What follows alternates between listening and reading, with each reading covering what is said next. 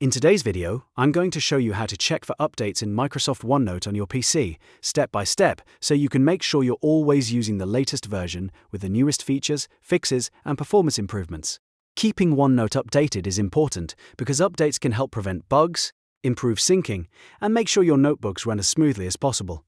If this video helps you out, go ahead and hit the like button and subscribe for more easy software tutorials just like this. Alright, let's jump right in. First, launch the Microsoft OneNote desktop application on your computer.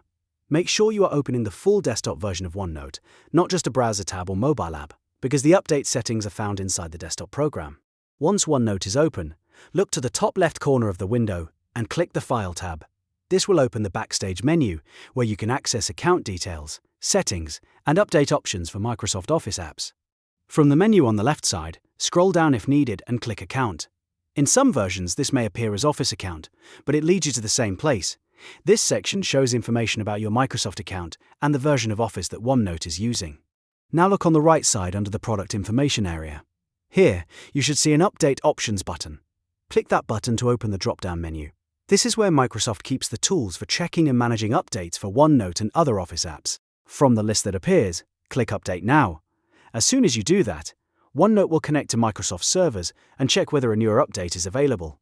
If an update is found, it may begin preparing the installation right away. In some cases, OneNote may need to close your open Office apps while the update is being installed. That is completely normal, so if you see a prompt asking you to save your work or close other applications, go ahead and follow those instructions carefully before continuing. Then, let the update finish installing. Depending on the size of the update and your internet speed, this may take a few moments.